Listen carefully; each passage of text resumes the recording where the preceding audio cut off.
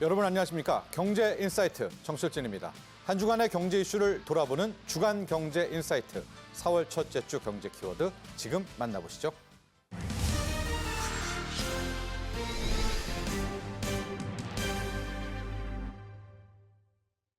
자, 오늘 이 시간에는 공매도 전면 재개가 K증시, 우리 시장에 어떤 영향을 미치게 될지 자세하게 분석해 보겠습니다. 황세운 자본시장연구원 연구위원 모셨습니다. 안녕하십니까? 네, 안녕하세요. 자, 공매도 개념 설명을 한번 해 주시고요. 지금 요번에 금지됐던 거는 불법 공매도 때문이었었잖아요. 그렇죠. 불법 공매도라는 거는 또 뭔가 우리 시청자들을 위해서 요 개념 정리를 하고 가보죠. 네, 일단 공매도는 빌려온 주식을 팔아서 수익을 창출하는 방법을 얘기합니다. 이제 주식시장에서 주가가 상승할 때 그리고 주가가 하락할 때 각각 수익을 낼 수 있는 기법들이 있는데요. 주가가 상승할 때 상승할 거라고 예상이 된다면 지금 당장 내가 돈이 한 푼이 없다고 하더라도 자금을 빌려와서 상승할 만한 종목들을 매입을 하게 되죠. 네. 그러고 나서 실제로 주가가 상승하게 되면 상승한 가격에 주식을 팔고 그 차익만을 가져가는 이게 이제 보통 우리가 얘기하는 신용거래 융자 기법이라고 볼 수가 있습니다. 공매도는 반대 케이스, 다시 말해서 주가가 하락할 것이라고 예상을 하게 된다면 여기서 수익을 내는 기법이라고 보실 수가 있고요. 예를 들어 주가가 10,000원에서 한 8,000원 정도로 하락할 거다라는 예상에 확신이 있으시다면 주식을 먼저 빌려오죠. 네. 빌려온 다음에 매도를 합니다. 빌려온 주식을 매도하기 때문에 공매도라고 부르게 되는 거고요. 실제로 주가가 8,000원으로 하락하게 된다면 8,000원에 주식을 되사서 빌려온 주식이기 때문에 갚아야 되는 거잖아요. 따라서 갚고 나면 10,000원에 팔아서 8,000원에 되사서 갚았기 때문에 2,000원 그 차액만큼을 수익으로 가져갈 수 있는 것이죠. 따라서 공매도는 주가가 떨어질 때 수익을 낼 수 있는 거래 기법이라고 이해를 해주시면 좋을 것 같습니다. 네. 그런데 불법은 어떻게 저지르는 겁니까? 일단 공매도에 있어서 가장 많이 일반적인 불법 행위가 무차입 공매도, 소위 무차입 공매도라고 부르는 이 행위가 불법 행위에 해당되고요. 우리나라 자본시장법은 무차입 공매도를 엄격하게 금지하고 있습니다. 공매도는 일단 빌려온 주식을 파는 거잖아요. 근데 무차입 공매도는 빌리는 거래 행위 자체가 없는 상태에서 일단 매도부터 먼저 하고 그리고 나중에 체결이 되면 이 체결되는 시점에서 주식을 빌려와서 결제에 해당되는 부분을 커버를 하는 방식이 무차입 공매도거든요. 네. 사실 이 무차입 공매도라는 것이 과거에는 합법이었습니다. 예. 과거에는 합법이었는데 무차입 공매도를 하고 나서 실질적으로 주식을 못 빌려와서 결제 불이행이 발생하는 사고가 반복적으로 발생을 했단 말이에요. 네. 그래서 지금은 거의 대부분의 국가에서 무차입 공매도는 엄격하게 원칙적으로 금지하고 있고요. 네. 우리나라도 자본시장법에 의해서 이 무차입 공매도를 금지하고 있습니다. 네. 이번에 공매도가 지금 재개가 됐는데 그 2023년 11월 5일 날 공매도가 전면 금지가 되거든요. 네. 전면 금지의 이유가 뭐였냐를 살펴보면 우리나라에서 분명히 무차입 공매도가 일부 벌어지고 있는 것이 사실이었거든요. 예. 그렇기 때문에 이 무차입 공매도를 사전적으로 걸러낼 수 있는 시스템을 좀 만들어서 불법 행위 자체를 조금 근본적으로 좀 해결해보자. 이런 차원에서 공매도가 전면 금지가 되었었고요. 네. 현재로서는 거기에 대한 시스템이 상당히 갖춰져서 이제 전면 재개되는 이렇게 수순을 따르고 있는 거죠. 자, 그러니까 요번에 17개월 전에 전격 공매도 금지는 이 불법 공매도 때문이었다. 이렇게 정리가 할 수가 있는데 이건 좀 조사라든가 뭐 누가 잘못했나 이게 마무리가 된 거죠? 네, 지금 이제 판결이? 거의 대부분 네. 마무리가 됐다고 볼 수가 있고요. 그동안 무차입 공매도 행위가 얼마나 있었는지를 이제 전수조사를 통해서 파악을 했고요. 예. 거기에 따른 과징금을 부과를 했습니다. 이제 지금까지 대체로 약 850억, 정확히는 835억 내외 정도로 지금 과징금이 부과가 됐는데 굉장히 높은 수준의 과징금 부과거든요. 네. 무차입 공매도가 있었는지 없었는지를 전수조사를 통해서 확인을 한 다음에 실제로 무차입 공매들이 적발이 되었고요. 이 적발된 사례에 대해서 지금까지 835억 원이라는 대규모 과징금이 부과되어 왔습니다. 예. 자, 상당히 이제 개인 투자자들은 이런 이야기합니다. 정말로 그러면은 이제 확실히 개선된 것 맞아? 하고 이제 달라진 것 아니겠습니까? 네. 어떻게 좀 개선이 됐고 시스템은 얼마나 좋아졌는지도 좀 소개를 해 주신다면요. 일단 가장 대표적인 이제 무차입 공매도 방지 시스템은 두 가지를 들 수가 있습니다. 예. 기관 투자자들이 자체적으로 대차 잔고 관리 시스템을 구축을 해야 되고요. 그리고 사후적으로 이러한 시스템이 정상적으로 작동하고 있는지를 확인할 필요성이 있는 거잖아요. 네. 그래서 한국거래소가 NSDS라고 불리는 공매도 중앙 점검 시스템을 구축을 했습니다. 그래서 일단 기본적으로 공매도 거래에 참여하는 대규모 기관 투자자들은 대차 잔고가 충분하게 갖춰져 있는지를 확인한 다음에 이게 확인이 되어야 공매도 주문이 나갈 수 있도록 내부적인 시스템을 바꿔야 되거든요. 무조건 주식을 빌려야만 시작되게. 그렇습니다. 예. 그래서 예. 공매도 주문을 내기 전에 대차 잔고가 충분하게 갖춰져 있습니까를 확인하는 확인하는 절차가 들어가게 되고요. 네. 이게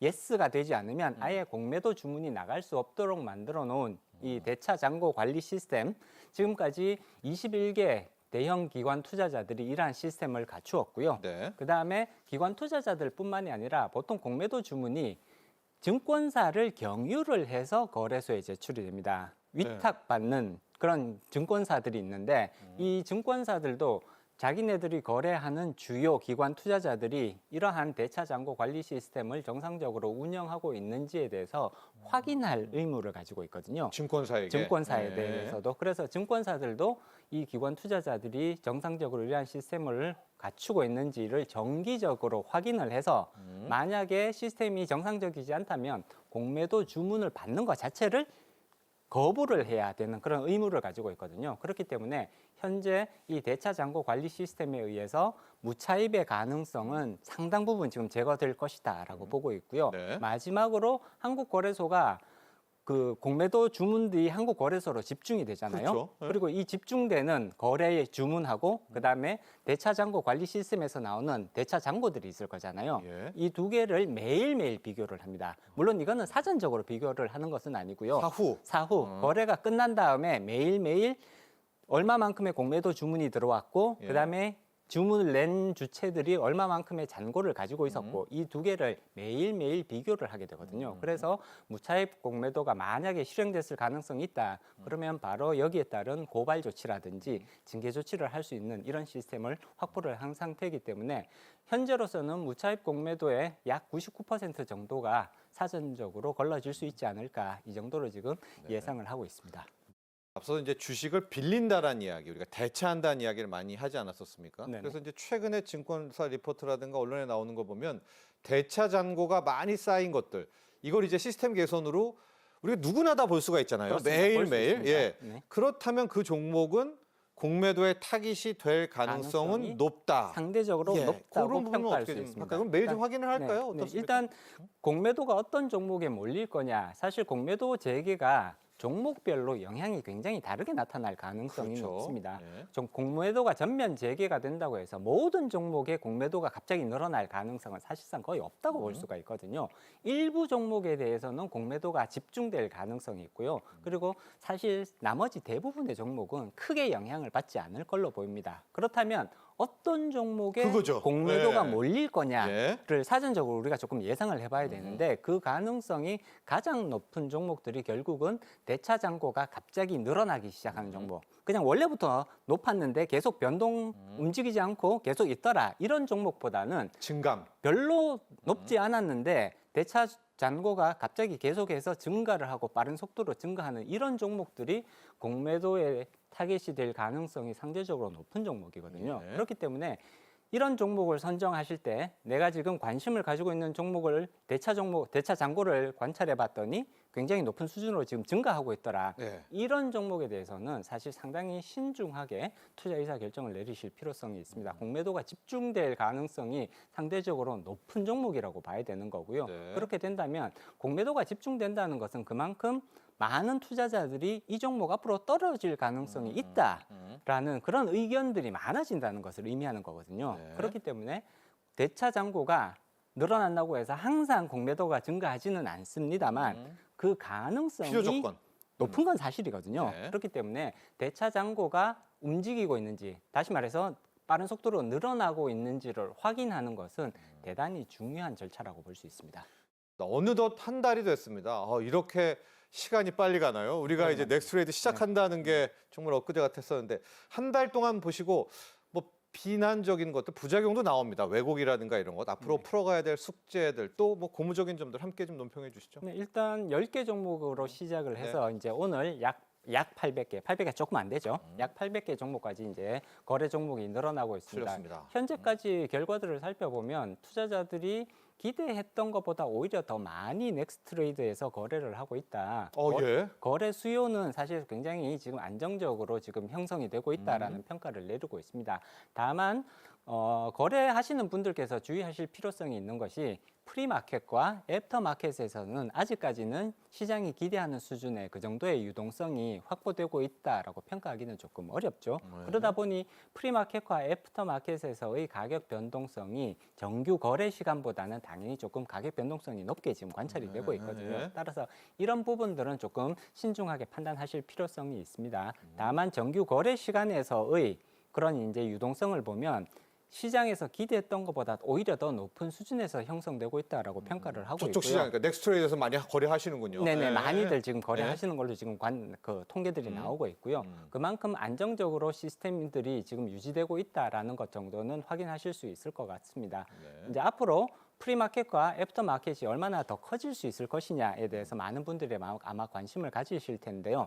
이거는 사실 안 해본 영역이잖아요, 이전에. 그렇기 때문에 이제 커지는데 조금 시간이 걸릴 수밖에 없다. 조금 신중하게 인내심을 가지고 지켜보신다면 프리마켓과 애프터마켓도 사실 상당한 유동성을 확보할 가능성은 높다고 예상해 볼 수 있습니다.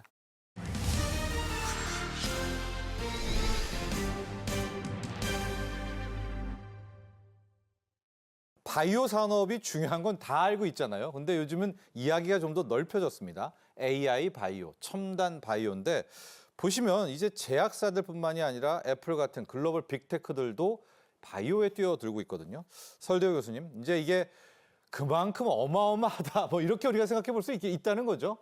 예, 그렇습니다. 우선 우리가 하나 짚어볼 것은 뭐냐면은 이 제약 산업의 규모입니다. 제약 산업이라고 하면 전통 약을 만드는 산업 플러스 바이오 산업이라고 볼 수 있는데요. 이게 우리나라는 1년 규모가 약 이제 한 30조 내외 정도 되고요. 의약품 시장이. 미국 같은 경우에는 의약품 시장이 약 한 2,000조 정도 됩니다. 한 1,000조 정도 됩니다. 네네. 1,000조. 그리고 전 세계적으로는 의약품 시장이 약 2,000조 정도 돼요.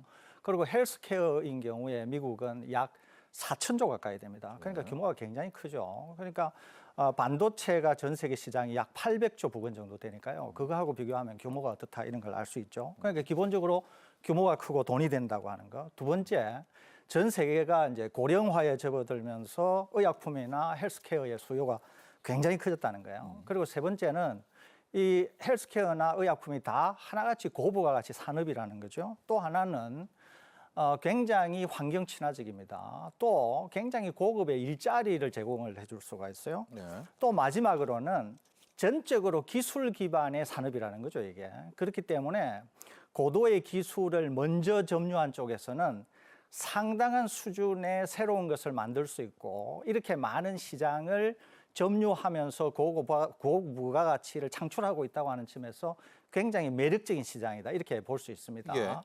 그러면서 AI 또 그러니까 들어온 거죠, 여기에. 그렇죠. AI, 양자 컴퓨터 이런 것들이 최근에 기술 기반으로 개발이 되면서 이것이 굉장히 큰 시장 규모를 이미 형성하고 있는 바이오와 접목하면서 새로운 시장을 만들고 있다. 새로운 트렌드를 만들고 있다. 이렇게 볼 수 있겠습니다. 이런 궁금증 많이 가지고 가세요. 구글이 뭐 전혀 바이오와 의료랑 상관없는데 여기 뛰어들어서 잘할 수 있어? 뭐 애플이 들어올 수 있어? 아마존도 지금 하고 있지 않습니까? 여기는 어떻게 이렇게 침투하는 거예요? 진입 장벽이 높을 텐데. 진입장 바이오는 그 소량 다품종 사업이거든요. 굉장히 영역이 넓습니다. 그 중에서 어떤 것들은 IT가 들어가면 굉장히 빠르게 산업화될 수 있죠. 고도화될 수 있죠. 그런 영역들을 공략하는 겁니다. 예를 들면 얼마 전에 구글의 알파폴드가 프로테인 단백질 구조를 예측하는 거 했거든요. 저도 90년대 그 분야를 조금 했었는데 예, 예. 난제 중에 난제입니다 원래. 그래서 이제 뭐라고 했냐면 젊은 사람이 하기엔 너무 위험하니까 함부로 손대지 마라. 아, 김 교수님한테 하지 마라. 예. 예. 그럼 제가 아랫사람한테도 그렇게 얘기할 정도였는데 네. 지금 알파폴드에서 그 문제 한 3분의 2 정도는 빠르게 해결이 돼버렸거든요. 그러니까 단백질의 구조를 다 굉장히 많은 10만 개 이상의 단백질의 구조를 옛날에는 사진 찍고 이렇게 해서 하나씩 분석하던 것을 네. 지금 AI가? 알파고가 바둑에서 이겼던 알파고가 진화한 알파폴드가 추정을 해내서 그 논란 자체를 종결시켰거든요. 네. 또는 최근에 그 코로나 사태로 보신 것처럼 mRNA 백신이 나오는데 코로나가 나오고 우리가 보통 백신이 나오려면 뭐 몇 년이 걸린다. 아무리 빨라도 그렇죠. 여러 가지 기술이 있습니다만 그렇게 생각을 했었는데 뭐 1년도 안 돼서 상용화돼서 나왔지 않습니까? 뒤에 뭐 안전성에 대한 검사 이런 걸 가지고 뭐 논란은 있었지만 워낙 중요한 시급한 시절이 되다 보니 거의 6개월 만에 백신이 나왔죠. 그러니까 네. 그런 것들은 다른 종류의 바이러스가 나와도 6개월 만에 백신을 만들 수 있는 시대가 됐다. 그런 전환이 되는 것은 다 그렇게 어떤 특정한 영역, 바이오 전체는 아니더라도 그렇죠. 특정 영역에서는 완전히 표준화되고 완전히 고도화돼서 기존의 물리 산업 분야처럼 발전할 수 있다. 이런 그 가능성을 보여줬기 때문에 네. 뛰어든다 이렇게 생각을 합니다. 요즘 또 뭐 주식시장을 비롯해서 가장 많이 나왔던 게 양자거든요. AI하고 양자가 결합해서 이게 이제 제약산업과 결합이 되면 약은 끝났다. 뭐 우리 인류가 한 50년, 60년 개발할 거 뭐 1년에 뚝딱 개발되고 탈모 치료제라든가 이런 뭐 절대 안 나올 약도 그냥 다 개발된다. 맞습니까?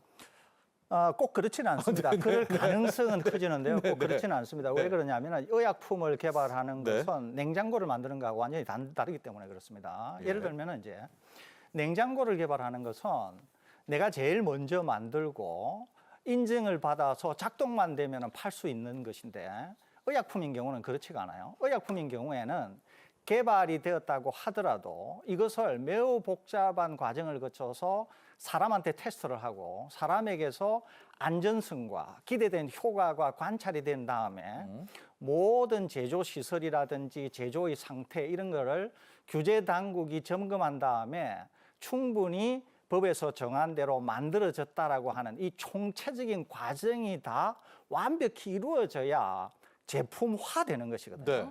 그렇기 때문에 단지 개발이라고 하는 측면에서만 볼 때는 AI나 양자 네. 컴퓨터 이런 것들이 도움이 될 수는 있지만은 그것은 개발을 하는 앞단 단계에서의 수단에 불과한 것이고 결국 마지막 단계는 의약품이라고 하는 또는 진단이라고 하는 어떤 실체거든요. 이 실체는 긴 시간을 거쳐서 사람에게 검증이 돼야 되는 거기 때문에 네. 다소 다른 문제입니다. 그러면은 이제 왜 양자 컴퓨터 같은 게 나오면은 게임 체인저, 판이 바뀔 거라고 생각하느냐 하면 네네네. 이것 때문에 그래요. 그거요.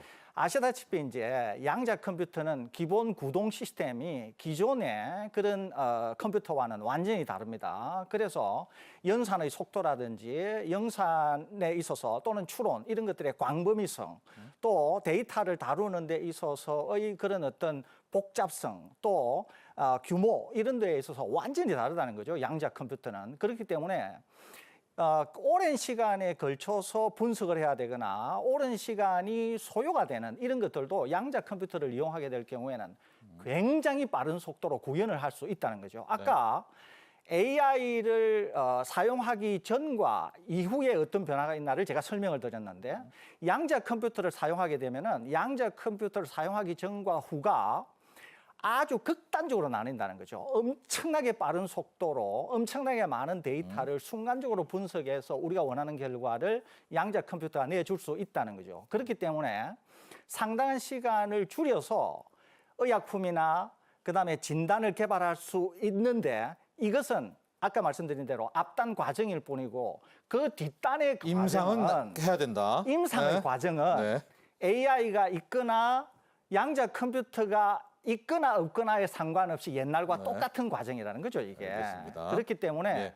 개발하는 데 도움을 줄 수는 있다. 다만 약을 개발하는 데 있어서의 끝단은 다소 과장된 측면은 있다. 이것은 네. 여전히 예. 사람의 안정과 효과 네. 이런 것들을 따져야 되기 때문에 옛날과 마찬가지로 시간은 걸릴 수가 있다. 다만 네. 규제 당국에서는 데이터를 보고 분석할 때는 또 시간이 좀 줄어들기 때문에 이런 도움을 받게 되면 다소 빨라질 수 있기 때문에 그럼에도 불구하고 네. 크게 옛날과는 차이가 없을 것이다. 이렇게 전망할 수도 있겠습니다. 그러니까 요즘 헬스케어 네. 기기들이 나오잖아요. 이쪽으로는 근데 좀 무한대로 좀 네, 네. 더 시너지가 나오지 않을까요? AI 양자 결합되면? 예, 기기 산업은 기기로. 워낙 다양하죠. 네. 약은 아까 말씀드린 것처럼 직접 인체에 들어가고 흡수돼서 우리 몸을 돌아다니면서 생리적인 효과를 내기 때문에 조금 전에 설 교수님 말씀 주신 것처럼 함부로 사용하기가 너무 어렵죠. 그렇지만 요즘 뭐 간단한 안마의자 비슷한 것도 의료기기 저하된 것도 있는 것처럼 예. 우리 일상에 굉장히 다양한 부분이 스마트화되고 예. 또 그다음에 또 하나 중요한 부분이 고령화가 진행되면서 노인은 어떤 면에서 다 환자거든요. 조금씩의 장애가 있잖아요. 환자라기보다 장애가 있는 게 아니겠습니까? 그런 장애가 엄청나게 늘어가는데 그걸 돌볼 수 있는 젊은 인력은 많지는 않고요. 그러다 보니까 다양한 보조기기들이 많이 만들어지죠. 그래서 지금 빅테크들이 공략하는 영역도 뭐 테슬라는 시각의 문제를 본다든가 그렇죠. 뉴랄링크를 한다든가 애플의 보청기라든가 보청기. 이런 식으로 네. 다양하게 그 인간의 그 활동, 삶, 생활 패턴을 도와주는 여러 가지 보조기기들이 먼저 빠르게 발전하고요. 그다음에 두 번째 전자약이라 electric drug 이런 표현을 쓰는데 전자약이라고 부릅니다. 그것들은 이제 우리 몸의 어떤 부분을 전기적으로 자극하면 좋아지는 게 거죠. 많거든요. 네. 뭐 대표적으로 파킨슨씨 질병 같은 경우에 신경 깊숙이 있어서 접근은 어렵지만 예. 신경외과 의사가 수술을 해주시면 거기에 전극을 넣고 자극을 하면 죽은 신경세포 대신에 이 전기 자극이 활동을 하게 됩니다. 그런 것들이 활용이 돼서 할 수 있는 것들이 굉장히 많으니까 응용 범위가 넓으니까 빠르게 발전이 되고 약보다 조금 쉽게 규제 문제를 어느 정도 해소할 수 있다. 이런 것도 장점이 돼서 네. 빅테크들이 접근하는 것 같습니다. 우리 K바이오의 현황 또 전망 냉철하게 객관적으로 본다면 현재 우리 어떻습니까? 우리 K바이오요? K바이오가 제 개인적으로는 상당히 위기에 봉착했다. 제가 개인적으로 이렇게 봅니다. 그래요? 정부도 이렇게 좀 밀고 있는데? 정부가 그렇게 밀고 있는 이유도 위기이기 때문에 저는 밀고 있다고 보거든요. 예를 들면은 K바이오와 같은 정부가 미는 것을 미국 정부는 하고 있지 않습니다. 무슨 말이냐면은 예. 미국이나 선진국은 민간 주도로 개발이 되지 정부 주도로 개발하고 있잖아요. 예컨대 양자컴이나 뭐 어떤 이런 것들이 미국에는 전부 구글 그다음에 뭐 그 애플, 이외에 아마존, 전부 다 민간 기업이 합니다. 민간 기업. 정부 주도로 하지 않아요. 그리고 민간에서 가지고 있는 자본, 기술, 인력이 정부 기관보다 훨씬 강력합니다. 예. 그러니까 유럽이나 선진국들은 다 민간 주도로 하면서 상업화로 빨리 진척이 되는 거죠. 그런데 이제 우리는 그러지를 못하니까 자원도 그렇죠. 여러 가지 이제 기술적인 것도 그러니까 정부가 끌고 가야 되는 이런 상황에 있는 거죠. 그러면 어떻게 되느냐? 아까 말씀드렸지 않습니까? AI나 양자컴, 그 이외에 다른 부가 기술 이런 것들 때문에 이 첨단 바이오 산업의 규모가 굉장히 커지고 향후로는 첨단 바이오 산업이 전 세계에서 차지하는 비중이 굉장히 커질 가능성이 있는데 예. 세계 10대 경제 대국이라고 하는 우리가 계속 10대 강국으로서 유지를 하기 위해서는 어떻게든지 10분의 1만큼의 포션은 우리가 유지를 해야 될 거 아닙니까? 사실은 이런 데서 어려움이 있기 때문에 저는 정부가 훨씬 적극적으로 나서고 있다. 이렇게 저는 평가하는 것이거든요. 예. 왜 또 위기라고 생각하느냐 하면 아까 중국의 예를 들었는데 중국에서 우리가 배울 점은 어떤 거가 있냐면은 정부 주도라고 하는 거는 뭐 우리도 정부 주도로 할 수밖에 없으니까 네네네. 그게 있지만은 두 번째는 뭐가 있냐면 이게 있어요. 중국에 있어서 중국은 최근에 글로벌 제약회사에 엄청나게 많은 새로운 신약 물질을 라이센스 아웃했습니다. 어떻게 라이센스 아웃했냐면 이렇게 했는 거죠. 중국에는 연구자 임상이라 그러는데 IIT, Investigator Initiated Trials라 그래서 연구자 임상이라 그럽니다. 이 연구자 임상이 우리와 비교할 때는 굉장히 달라요. 어떻게 다르느냐? 거기는 그냥 기관 IRB라 그래서 어떤 특정 대학의 병원에 있는 연구자가 이것을 환자한테 써보고 싶다. 그러면은 매우 간단한 절차를 통해서 환자한테 네. 신약을 써볼 수가 있어요. 네네. 그렇기 때문에 외국에서 가져가는 글로벌 제약회사가 이미 앞단의 결과이기는 하지만은 사람의 결과를 알고 가져가는 거예요. 네. 그런데 우리는 어떻게 되어 있냐면은 이 IIT를 하려고 하면 Sponsor Initiated Trial이라 그래서 제약회사를 스폰서라고 하면 스폰서가 돈을 대는 이것과 방금 연구자 임상과 크게 차이가 없어요. 이거 하는데 한 10년씩 걸리거든요. 네. 그러니까 1, 2년이면은 사람의 결과를 볼 수 있는 중국과 10년 걸려도 결과를 사람에게서 알 수 있을까 말까 하는 한국에서의 이 기술 차이. 이건 엄청난 거죠, 이게. 그러니까 우리가 적어도 중국이나 우리가 아까 말씀드린 10분의 1의 포션을 갖기 위해서 바이오 산업을 강화시킨다. 그러면은 방금 말씀드린 이런 규제와 관련해서 대폭적인 고려가 있어야 우리가 경쟁에 나설 수가 있지. 그러지 않으면은 10분의 1의 위치를 점유하기가 유지하기가 굉장히 저는 어려울 것이라고 생각합니다. 자, 마지막으로 김 교수님, K바이오에 나아갈 길 뭐 이렇게 이야기를 해야 될까요? 지금 오늘 얘기를 해보면 비전은 좋은데 우리 K바이오로 가면서 약간 걱정이 커져요. 이걸 어떻게 풀어갈까요? 아까 말씀드린 대로 우리는 굉장히 좋은 인력 풀이 있다. 이런 것이 큰 희망이고 지금 현재 생태계가 만들어지고 있다. 이런 것이 큰 희망이라고 생각을 하고요. 근데 전략적인 선택을 해야 된다고 생각을 합니다. 예. 한국이 뭐 초강대국이 될 수는 없잖아요. 미국이나 뭐 중국, 러시아처럼. 예. 그러나 이제 강중국, 뭐 강소국, 강중국 정도가 될 수 있다고 생각을 합니다. 그럼 이제 전략적인 선택을 해야 되거든요. 아까 그 중국의 유명한 신약이 하나가 빠르게 승인되고 뭐 간 이유 중에 하나는 예를 들어서 미국에 그 약이 이미 있어요. 있는데 그걸 따라온 유사약, 이제 소위 복제 약간 시밀러 드럭인데 그게 왜 그러냐면 미국에서 너무 가격이 높은 거예요. 매덕합니다. 지금 가장 가격이 비싼 약이 얼마인지 아세요? 27억짜리 약이 있어요. 네. 그러다 보니까 이 약은 이제 몇 억씩 들어가니까 미국 정부가 이 약의 가격을 낮춰야 되잖아요. 자국민을 위해서, 보험 재정을 위해서. 그러다 보니까 중국에서 만들어지는 임상시험이 빠르게 진행되는 걸 승인해 줬습니다. 무슨 말씀을 드리는 거냐면 네네네. 그렇게 해서 자국 내에 너무 높은 제약회사의 가격을 낮추기 위해서 경쟁자를 끌어들이기도 하거든요. 근데 이제 현재 바이오시밀러 우리 국내에서 만드는 약들은 현재 이미 엄청나게 큰 약이 특허가 만료되면 따라 들어가겠다 이런 전략으로 하는데 그게 아니라 미국에도 큰 부담을 주는 것들의 대안을 만들어내는 것도 하나의 방법이다. 뭐 이런 생각을 할 수 있는 것처럼 그걸 하나의 예로 어떤 전략적인 영역들이 얼마든지 있다. 바이오는 종류가 무궁무진하다. 이렇게 생각을 하면 되지 않을까 생각을 합니다. 알겠습니다. 자, 지금까지 도움 말씀 주신 김주환 서울대학교 연구부총장, 서울대우 중앙대학교 약학대학 교수 여기서 보내드리겠습니다. 오늘 감사합니다. 지금까지 4월 첫째 주 주간 경제 인사이트였습니다. 시청자 여러분 감사합니다.